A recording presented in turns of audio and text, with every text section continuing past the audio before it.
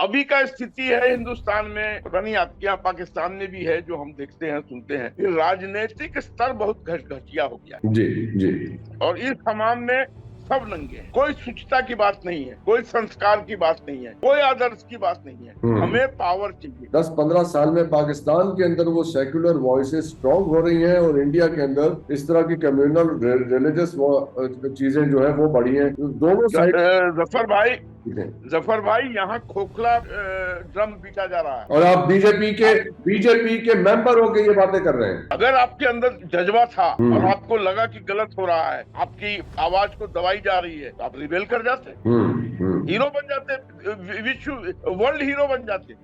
लेकिन सारी सारी चीजें आपने एज अ गवर्नर आपने सारा सुख भोगा, और जब आप गवर्नर से हट गए तो आपको सारी बातें याद आ गई। Watch Federal Post. Bold and independent.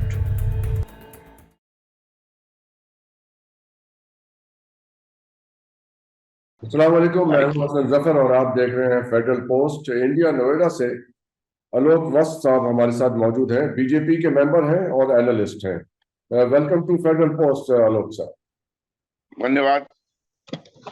India के इलेक्शंस हो रहे हैं और जोरों शोर से जारी है। अब दूसरा फेज स्टार्ट हो गया है। पहला फेज जो है वो बुध की शाम 5 बजे आपकी दूसरे मरहले की जो इंतखाबी मुहिम है, इलेक्शन कैंपेन, वो खत्म हुई है। और दूसरे मरहले के लिए फ्राइडे को 13 रियासतों की 89 सीटों के लिए वोटिंग होगी। So that is where we are at the moment. अब आप के सामने में कुछ रखता हूँ जो इस वक्त मोदी साहब का चल रहा था। एक हम यहाँ पे लोगों से बात कर रहे हैं, तो इस बार 405 बात हो रही थी, यानी 400 से ज्यादा सीटें लेगी बीजेपी 535 में से, जो लोकसभा की स्ट्रेंथ है। उसमें जाहिर है सबसे बड़ा जो मोदी साहब का जो स्ट्रॉन्ग पॉइंट है वो तो इकोनॉमिक डेवलपमेंट है, जो उन्होंने पिछले 10 साल में किया है। That is his report card for his voters. लेकिन उसके साथ ही जो हमारे पास स्टैट्स हैं, आप हिंदुस्तान की इकोनॉमी के और लोगों के बारे में, जो कि प्रिज्यूमेबली ऑपोजिशन अलायंस जो है, इंडी अलायंस या इंडिया अलायंस इसे बोल रहे हैं, विच कांग्रेस इज लीडिंग, वो उसका बहुत प्रचार कर रही है। उसमें यह है, एम्प्लॉयमेंट रिपोर्ट जो है 2024 की, उसमें ये बता रही है कि 1 out of 3 youth is unemployed. Unemployment rate has reached 29.1% among those who already have a graduate degree, and nearly 3.44 crore people are living in extreme poverty in 2024। और इंडिया के जो 1% रिच लोग हैं, वो 40% वेल्थ होल्ड करते हैं। So that is how it is on the paper. I don't know how it feels there to be India with all these facts. और इसके साथ ही हम ये पूछते आ रहे हैं कि हाउ मच कम्युनल फैक्टर, या if you allow me to say religious factor, कितना प्ले कर रहा है इलेक्शन में, जो कि मोदी साहब पे एक उनके ऊपर एलिगेशन भी रही है। I would like to use the word allegation because it can be argued both ways. लेकिन अभी उन्होंने राजस्थान में जो स्पीच की, उसमें उन्होंने कांग्रेस पे इल्जाम लगाया, एक तरह से कांग्रेस को पॉइंट आउट किया और कहा कि जब उनकी सरकार थी, उन्होंने कहा था, उनके वर्ड्स में बोल रहा हूँ, कि इस देश की संपत्ति पे पहला अधिकार मुसलमानों का है। इसका मतलब ये, संपत्ति इकट्ठी करके किसको बांटेंगे? जिनके ज्यादा बच्चे हैं उनको बांटेंगे, घुसपैठियों को बांटेंगे। क्या आपकी मेहनत की कमाई का पैसा घुसपैठियों को दिया जाएगा? आपको मंजूर है? कांग्रेस का मैनिफेस्टो कह रहा है। ये बातें हो रही हैं, ये सूरत हाल है। How does it look to you? देखिए जफर साहब, एक चीज मैं आपको बता सकता हूं, हम लोग सामाजिक लोग हैं, निरंतर on a regular basis we are in touch with all strata of people in the society. जी चाहे वो क्योंकि मैं बिहार से बिलोंग करता हूँ, तो that is a under developed state. तो वहां पे जब मैं जाता हूँ, when I meet this poor people, lower तबके से वहां ज्यादा मेरी मुलाकात होती है। जी। Noida is a rich place, तो नोएडा में फिर मुझे दूसरे स्टेटा के लोग मिलते हैं। And being on various platforms of social service, I get to interact with a lot of people. तो जी। एक चीज तो मैं दावे के साथ कह सकता हूँ कि इस देश में शायद ही कोई भूखा सोता होगा। अच्छी बात है। ये जो डाटा आती है, समटाइम्स मुझे लगता है ये कहाँ से डाटा ले आते हैं। कि मेरी अपनी नॉलेज में कोई हिंदुस्तान में, अब रेयरेस्ट ऑफ रेयर कोई हो तो मैं नहीं कह सकता, बट इन जनरल कोई भूखा नहीं सोता है। जी। और जो ये स्कीम है मोदी जी की, गिविंग राशन टू पीपल, मतलब 5 किलो अनाज प्रति व्यक्ति, तो इससे वो हालात हो गए हैं गांव में कि लोगों के पास खाने से ज्यादा अनाज है, एंड अच्छा। उसको बेच के वो अपनी दूसरी जरूरतें पूरी कर रहे हैं। अब मान लीजिए किसी को बीड़ी पीने का शौक है, या पान खाने का शौक है, या कुछ ऐसे ही कुछ करने का शौक है, या दारू पीने का शौक है, तो वो उस अनाज को बेच के उस काम को कर रहा है। Because he is flooded. अगर उसके फैमिली में 10 आदमी है तो उसको 50 किलो मिल रहा है, और उसकी जो रिक्वायरमेंट है खाने की वो 20 किलो में पूरी हो जाती है। ठीक है। तो एक ये चीज है जो लोगों के ऊपर है, लेकिन फिर मुझे ये समझ में नहीं आ रहा कि वाई इट इज कंटिन्यूइंग। एक तरफ हम 5th largest economy in the world पे हैं, and we are moving at a faster pace, कि हम तीसरी में भी बन जाएंगे 2027 तक। जितनी भी रेटिंग एजेंसियां हैं उन सब के मुताबिक Bharat is the fastest growing economy in the world and the safest place to invest. FDI investment भी काफी तादाद में हिंदुस्तान में आ रही है। लेकिन जैसे जैसे ये शुरू का जो प्लान था वोटर से अपील करने का, वो आपने शुरुआती दौर में कहा कि जो कार्य किए मोदी जी ने, जिससे डाउन टू अर्थ आदमी को डायरेक्ट रिलीफ मिला और without any cuts. Rajiv Gandhi ने अपने पार्लियामेंट में अपने वक्तव्य में कहा था एक बार कि मैं 1 रुपया दिल्ली से भेजता हूं तो गांव तक पहुंचते पहुंचते वो 19 पैसा रह जाता है। It's on record in the parliament. Modi ji के रेजिम में ये नहीं हो रहा है। अगर 1 रुपया यहाँ से चला है तो 1 रुपया ही उस आदमी के जेब में गया है, चाहे किसी भी स्कीम में हो। तो फिर ये करप्शन की बात क्यों हो रही है वहां? करप्शन की बातें क्यों होती हैं? करप्शन के इतने आरोप क्यों लग रहे हैं? फिर इस तरह की क्यों बढ़ावा दे रहे हैं कांग्रेस वाले ऐसी बातों? देखिए, जो धरती पर जो काम है, जो एक्चुअल जो काम है डे टू डे में, जिससे आदमी को रूबरू होना पड़ता है, वहां घूसखोरी बंद नहीं हुआ है, इनफैक्ट बढ़ गया है। अच्छा। बिकॉज वो बोलते फियर फैक्टर है, मोदी जी के राज में नहीं लेना है, लेकिन लेना है तो ज्यादा लेना है, बिकॉज उसका रिस्क फैक्टर ज्यादा है। अच्छा। लेकिन बंद नहीं हुआ है। अगर ये कोई पुलिस को देना हो, कोई कॉर्पोरेशन का काम हो, कोई और छोटा मोटा जैसे सरकारी दफ्तरों के काम होते हैं, वहां पे चल रहा है। आपकी कोई भी फाइल किसी भी सरकारी दफ्तर में जी नहीं मूव करेगी जब तक आप उस पर स्पीड मनी अटैच नहीं कीजिएगा। ठीक है। This is called speed money. Speed money. हाँ। यस। हमारे यहाँ कहते हैं पैसे लगाना फाइल को, हमारे यहाँ बोलते हैं पैसे लगा दो। ये वर्ल्ड वाइड है, मतलब जो भी करप्ट कंट्रीज हैं, अंडर डेवलप्ड कंट्रीज हैं, उस सब में ये सब जगह व्याप्त है। बिकॉज मैंने देखा है हर जगह, मैंने रशिया भी बहुत टूर किया है, मैंने और भी जगह देखा है। पाकिस्तान आने का मौका नहीं मिला है, लेकिन वहां भी जरूर होगा जिस तरीके के हालात। बहुत अच्छा, बहुत अच्छा। तो वो अब it's a part of the system, आप समझ रहे हैं? जी जी। लेकिन अगर आपका टेलीफोन का तार टूट गया, एक एग्जांपल दे रहा हूं, तो जो आदमी आके 100 रुपया में करता था उस काम को, आज की डेट में वो 500 ले रहा है। अच्छा, इतना बढ़ गया रेट? कह रहा है कि जी भी बहुत बहुत कड़ाई है, बहुत सख्ती है, तो तू ले ही मत भाई। अच्छा अच्छा, वो बट जो सख्ती का रिस्क है उसके हाँ 500 एक्स्ट्रा लेता है कि भाई मैं हाँ, एक्स्ट्रा ये, अच्छा एक्स्ट्रा भी बियॉन्ड द लिमिट। ठीक है। तो ये चीजें चल रही हैं, लेकिन डेवलपमेंट बहुत हुआ है हिंदुस्तान का, जी whether it is in road infrastructure, ji. whether it is in railways, whether it is in airports। तो आप तो ये इन सब बता रहे हैं कि जो मेगा स्ट्रक्चर्स हैं, जो मेगा ये बड़े मेगा बड़े हैं, इंफ्रास्ट्रक्चर उसमें उसमें किकबैक्स नहीं है, छोटे मोटे नहीं, के ऊपर तार टूट गई तो फाइल करानी है, उसके अंदर चल रहा है ये हो आपको अपना जमीन का दाखिल खारिज कराना है।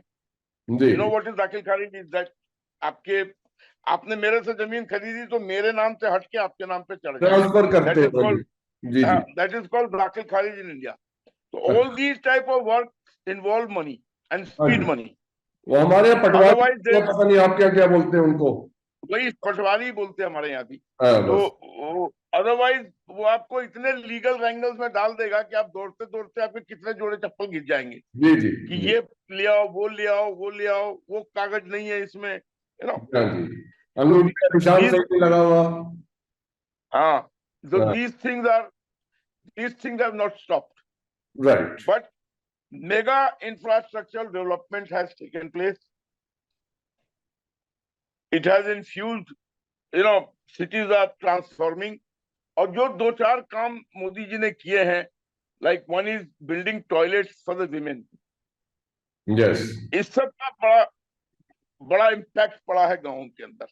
इवन फॉर मुस्लिम वुमेन उन्होंने वो जो Oh yes, तलाक in का this काम किया है, that is very yes. I can say it with pride that इसमें कोई पार्शियलिटी नहीं हुई है, whether it is distribution of houses, whether it is distribution of toilets, whether it is distribution of that Ayushman card where you can तो ये get इलाज for 5 lakhs। ऐसी बात उन्होंने क्यों कर दी राजस्थान में कांग्रेस का नाम लेके कि वो उनकी संपत्ति पे पहला अधिकार मुसलमानों का है, क्यों कर रहे हैं, बढ़ावा दे रहे हैं इस बात को वो?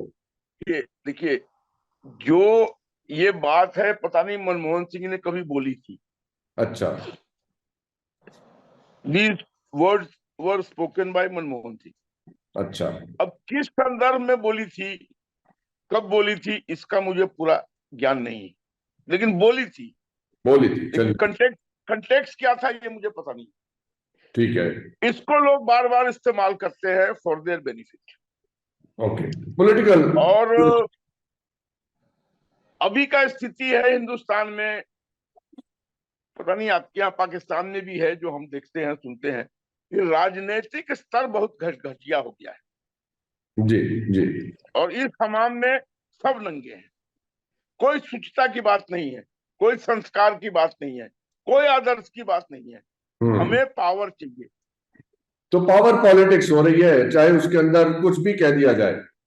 हमें सत्ता चाहिए, बल्कि sometimes a person like me who has been BJP was founded in 1980 जी। and I became a member of BJP since 1980 when I was a first year student. Right. Sometimes I feel baffled and I introspect myself कि RSS जो हमें इतना कैरेक्टरफुल nationalism और इस सब का पाठ पढ़ाती थी, वो क्या शिकंजा कस रही है when people are talking of this Hindu Muslim to their benefits. Ji. Why they are not putting a iron hand to stop all these things?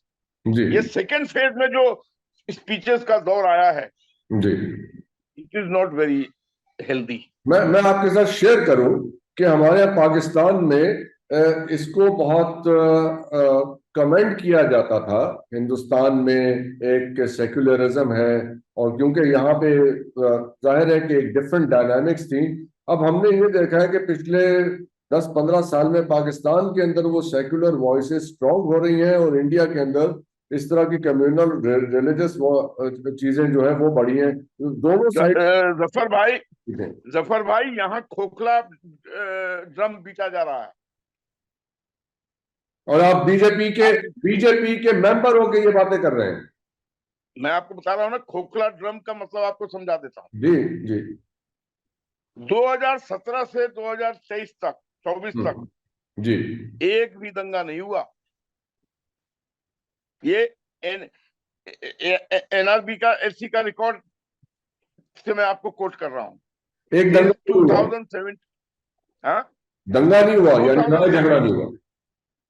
हाँ, एक भी दंगा नहीं हुआ। देखिए, दिल्ली में जो हुआ वो अलग चीज था, और जो वो संदेश खाली में हुआ वो अलग चीज था। It was the tyranny of a man who was who had become a lord sort of a person. जी। मतलब दादागिरी में उसने ये सब काम किया, बट हाँ, दंगा नहीं हुआ। जो कम्युनल राइट्स बोलते हैं आप, हिंदू जी वर्सेस मुस्लिम, वो जी। नहीं हुआ। तो that is a very big gain of Modi. But for political reasons people come down and stoop to the level जो भी आप बता रहे हैं, ये सब बातें, ये सब सिर्फ पॉलिटिकल माइलेज लेने के लिए है। somebody must have told him कि भैया यहाँ ये, अच्छा, कोई परसेप्शन एक बनी है कि फर्स्ट फेज में we have downslided heavily. जो फर्स्ट फेज 102 इलेक्शन, 102 मेंबर्स के इलेक्शन हुए, जी। उसमें एक परसेप्शन क्रिएट हो गया कि the ruling NDA has slid down. Now people are talking of all this Hindu Muslim बच्चे, ये वो फर्स्ट, ये सब सेकंड दौर की चीजें, right. which people are, sorry to say, that educated and even non-educated people are not liking it. Okay. कि ये सब बातें नहीं होनी चाहिए, बट हो तो रही है, हो तो रही हुआ है, ऑन जी। रिकॉर्ड हुआ है, रिकॉर्ड एंड हुआ। It has come from the horses mouth. कोई छोटे मोटे आदमी ने नहीं बोला है। जी हाँ, ऐसा ही। लेकिन इससे सोशल फाइबर में, देखिए एक चीज मैं आपको बता दूं, हिंदुस्तान का मुसलमान आज डरा हुआ है। डरा हुआ है। हाँ, और वो उसके डरा हुआ। उसके ग्लिम्पसेस तो हमें वो नसीरुद्दीन शाह साहब की बातों से भी मिले। उन्होंने अपने बहुत से टीवी इंटरव्यूज में ये बोला कि मैं डरता हूँ और मुझे सामना करना पड़ता है इस किस्म की बातों का। नहीं नहीं नहीं, वो डर जो है ना, वो दूसरे ढंग का है कि कौन आदमी किस चीज पे बलवा करा देगा, ये पता नहीं। Just throwing a piece of meat in front of a temple or throwing a piece of सुअर का meat in front of a masjid, जी जी जी। और वो ये अंग्रेजों के दौर से होता आ रहा है। it can flare up to taking hundreds of lives. वो हमने तो ये वो और दूरदर्शन पे आता था तमस, वो उसमें यही दिखाया है। वो दंगे वंगे जो होते थे, दोनों साइडों पे, इधर का उधर गोश्त डाल दो, इधर सुअर डाल दो, और भड़क गया काम। और अभी के दौर में there are lot of people, lot of organizations have been formed in the name of religion. उसके ज्यादा माइक ऑफ हो गया आपका। who are lumpen of the society. अच्छा। मैंने कहीं पढ़ा था the last resort of vagabond is patriotism. और शायद आपके पाकिस्तान में भी होगा, जिसको कुछ नहीं करने को मिला वो नेता बन गया। जी, बहुत सारे लोग हैं। तो ऐसे यहाँ बहुत लोग पनप गए हैं और बहुत ऑर्गेनाइजेशन पनप गई हैं। उसमें पढ़े लिखे लोग तो है नहीं, फैनेटिकल दिमाग के हैं, चाहे हिंदू ऑर्गेनाइजेशन में हो या मुस्लिम ऑर्गेनाइजेशन में हो, उनको ये लोग गुमराह कर देते हैं। तो आप बता रहे हैं कि रिलीजन को राजनीति के लिए, अपने पावर पॉलिटिक्स के लिए यूज करते हैं इस तरह के लोग। बिल्कुल करते आए हैं। आज तक मुसलमानों का हिंदुस्तान में शोषण ही हुआ है। किसी ने उनकी डेवलपमेंट नहीं किया। अगर डेवलपमेंट नाम पे अगर आप पूछिएगा तो नरेंद्र मोदी ने किया। मुसलमानों के लिए डेवलपमेंट इन द सेंस, देखिए मेरी काफी पढ़े लिखे मुस्लिम औरतों से बातें होती हैं। They are all in favour of this abolition of 3 तलाक। Nobody favours. बल्कि गांव के अंदर तो आपके यहाँ कोई एक, क्या बोलते हैं उसको, हिजाब हिजमा क्या, हिजाब हिजाब वो बुर्के में जो बुर्का नहीं हिजाब नहीं, you know that you have to sleep with some other man before getting married to the same person. हलाला हलाला हलाला बोलते हैं। हलाला। हलाला you have to So marry all another this man in order to come back. all this was being practiced in Indian villages, rustic villages. तो इस जी। सब पर तो कोई पढ़ी लिखी औरत तो एक्सेप्ट करेगी नहीं। जी हाँ। जो मुसलमान की भी पढ़ी लिखी औरत है, she will never bow to these diktats। तो इन सब चीजों से तो मोदी ने ही मुक्ति दिलाई। और you know he is getting तो विमेन इससे, का वोट। इससे मोदी साहब को एक बहुत बड़ी कॉन्स्टिट्यूएंसी मिली मुस्लिम औरतों की, मुस्लिम फीमेल वोट की। Under the veil of burqa, against the will of their husbands और father, these women voted Modi. Right. दो कारण थे। तो एक, जिसको मकान मिला, जिसको शौचालय मिला, जिसको राशन मिल रहा है रेगुलर, और जिसको आयुष्मान कार्ड मिला 5 लाख का इलाज कराने के, और उसके ऊपर हलाला से मुक्ति मिली और 3 तलाक से मुक्ति मिली। ये सीक्रेट। ठीक है, मोदी तो इसका नतीजा क्या निकला? अभी जो इस वक्त इलेक्शन हो रहे हैं उसमें ये इसका क्या आपको दिख रहा है ढंग? वो ये कि जो नारा लग रहा था आपकी बात 400 पार, तो 400 पार होता दिख रहा है? नहीं, no, that is a myth. कभी नहीं। अच्छा, तो क्या उसकी क्या वजह है? वह तमिलनाडु के अंदर में तो इतनी बेस नहीं बनी, वहां तो कांग्रेस की धूम है, इधर पंजाब में जो है जाट वोट का चक्कर है। देखिए वो आपका कहना सही है, थिंग्स आर नॉट वेरी। देखिए इन द नॉर्दर्न बेल्ट जी, यहाँ 2 बेल्ट है, UP Bihar, northern UP Bihar. No, southern belt compromising of Kerala, Tamil Nadu, Karnataka, Andhra, Puducherry, ये सदर्न बेल्ट है। ठीक है। और इधर नॉर्थ का बेल्ट है, यूपी, बिहार, उड़ीसा, और एक मिडिल का है मध्य प्रदेश, पंजाब। तो BJP had achieved 100% marks in 2019 in these states. Northern states. Northern. Minus Punjab and Haryana. In UP, 67 out of 80. Minus Punjab and Haryana. जी? Northern belt में minus Punjab and Haryana. No, Haryana 10 on 10. Ji. Last 2019. मैं 2019 की बात कर रहा हूँ। जी। अच्छा। BJP had achieved 100% marks. Okay. UP में 67 out of 80. Ji. In Delhi 7 out of 7. Bihar 39 out of 40. West Bengal 18 out of 42. Ji. Odisha, I think we got around 9 seats. Gujarat 26 out of 26. 27 out of 28 in Madhya Pradesh. 25 out of 25 in Rajasthan. जी। तो अब यहाँ पर ये जब आपको 100 number आ गए आपके exam में, गुजरात भी 100 के सब सारी की सारी सीटें गुजरात की भी, वो तो है ही उनकी होम स्टेट। आप कितना भी अच्छा कर लीजिए, अगर आपके टीचर ने आपको 100 नंबर दे दिया है तो आपको 105 थोड़ी दे देगा अगले एग्जाम में वो। जी। तो that is the position with BJP. People are not against Modi, they are against the person who was elected in the name of Modi.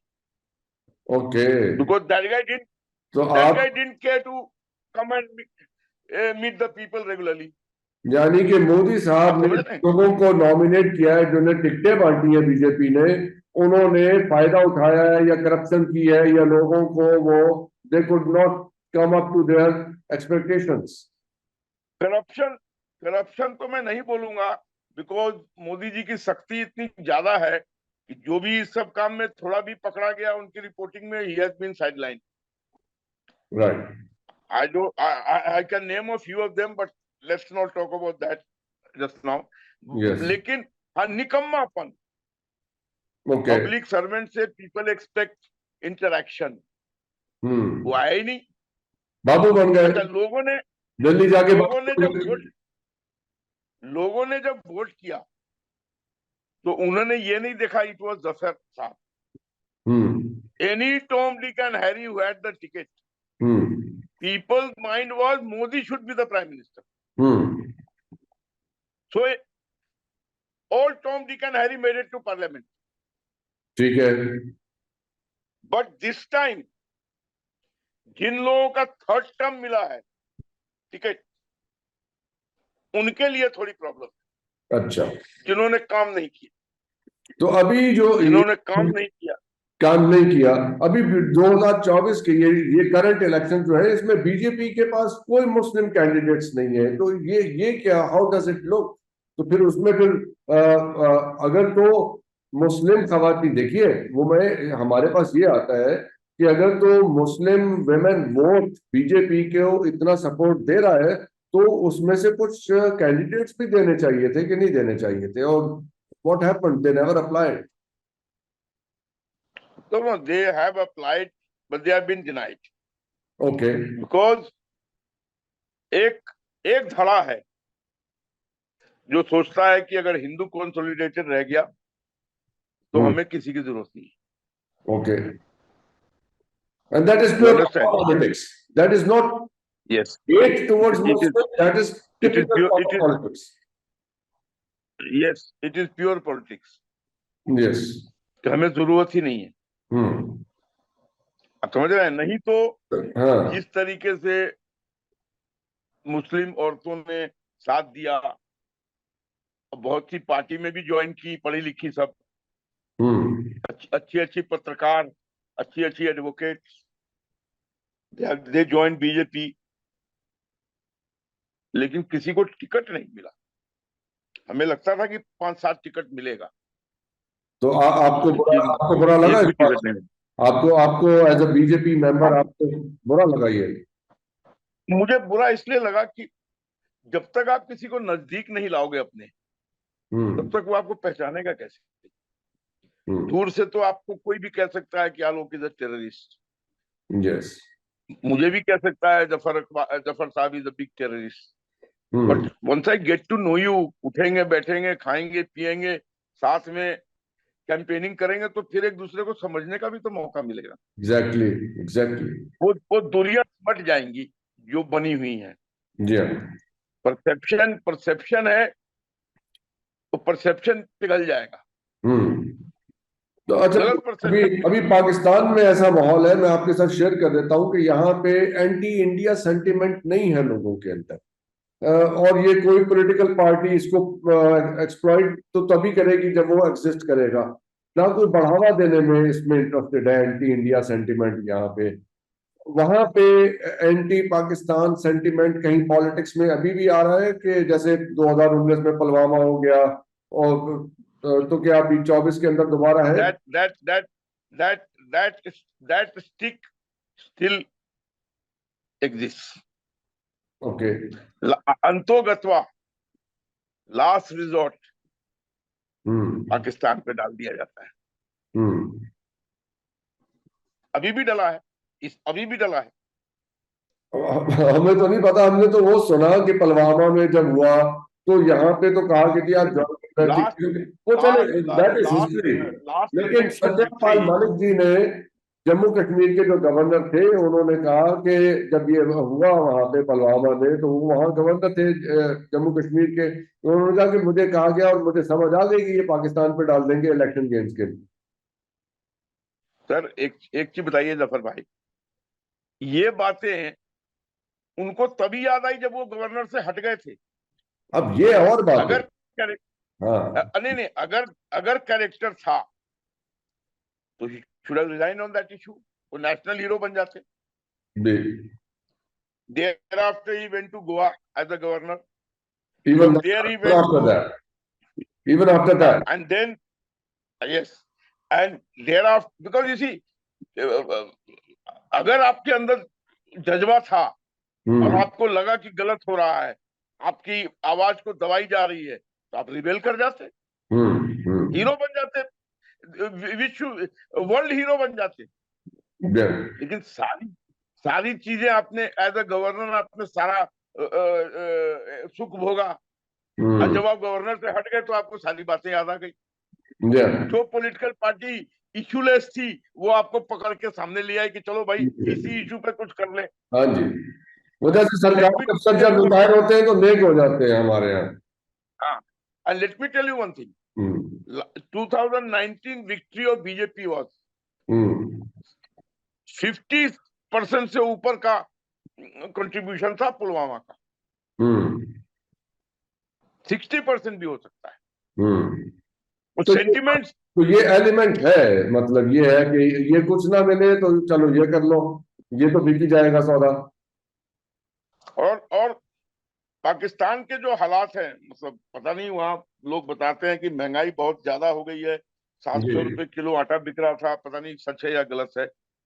और आपके यहाँ, आई एम सॉरी टू से, आपके यहाँ सारे पॉलिटिकल पार्टी चोर हैं।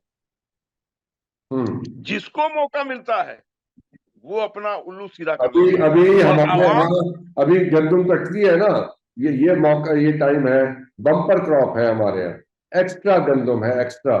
अब देखिए क्या होता है यहाँ। चले, यहाँ की कहानियां तो आप सुनते रहे होंगे, हम अपने प्रोग्रामों में बात करते हैं, वो आप वो बाद में शेयर कर लेंगे। तो चलिए वहां, मुझे एक बार किसी ने बताया, and I think you are the right person that I can ask this question, कि कभी वहां के आवाम में ये बात उठी थी कि हमें मोदी जैसा लीडर चाहिए। नहीं, यहाँ पे मोदी साहब is quite respected in the sense कि उन्होंने अपने लोगों के लिए किया है और इंडिया को आगे लेके गए हैं। एंड डिफरेंसेस और चीज है, और what ever it is, people may not like him for what ever he, जो उनके स्टांस है, लेकिन रिस्पेक्ट उनकी है। You understand? You may not like him, but you respect him for what he did for his own country. Yes. So how he is looked at. So I don't know कि ये किसने बोला कि वो मोदी जैसे leader, but yes, people say कि in that sense कि अगर एक लीडर ने इंडिया के लिए इतना किया है, तो हमारे पास भी अगर कोई ऐसा nationalist, not nationalist but someone who is reformist, yes, in that sense, I think, yes. So that's उसी सेंस में। So this is a very interesting conversation, and I think it will be very difficult to part with so much in mind. जरा इसे conclude करते हैं उस तरह से कि जो इस वक्त क्या आपको लग रहा है, what will be the outcome, where will BJP stand by the end of this elections? See, by the end of the elections, BJP will be close to forming the government against opposition leaders. They may not get that required number. And what is the number in mind? 320, 25, something like that? According to my calculation, around 330. 230. 230 for BJP? Yes. Yes, only BJP. Yes, only BJP. तो फिर यानी वो singular majority party के तौर पे नहीं आ रहे हैं, इसका मतलब है गवर्नमेंट अभी के स्थिति में किसी को क्लियर मेजॉरिटी मुझे नजर नहीं आ रही। तो it will be position is, हम पार्लियामेंट बनेगी जी, हम पार्लियामेंट बनेगी, यानी कि एक कोalition होगी जिसे मोदी साहब लीड करेंगे, जिसमें वो of course majority leading party होंगे, लेकिन सिंगुलर मेजॉरिटी पार्टी नहीं होगी बीजेपी लोकसभा में। अभी तो सेकंड, ये फर्स्ट फेज वाले के इलेक्शन के से तो नहीं लग रहा है। अब कल सेकंड फेज हो जाने दीजिए, तो उसकी क्या रुझान थी है, हाँ उस पर कुछ आगे बात बन सकती है। चलिए फिर हम वेट कर लेते हैं, उसके बाद फिर हम आपसे दोबारा कनेक्ट करेंगे और जानेंगे। This will go in 5 phases और अदर 6 phases, राइट, तो ईच मैटर्स। चलिए फिर और this battle will become more fierce and fierce as it moves after forward. every election, thank you और वेरी fierce होता चला जाए। बहुत बहुत शुक्रिया, धन्यवाद आपका, थैंक यू सो मच धन्यवाद। जी। तो हमारे साथ थे आलोक वत्स साहब, और इनसे हम बातचीत जारी रखेंगे जैसे इंडियन इलेक्शंस आगे बढ़ते हैं। It was a pleasure talking to you, और सेम ईयर। अपना ख्याल रखिएगा अपना। इजाजत दीजिए, खुदा हाफिज, पाकिस्तान जिंदाबाद।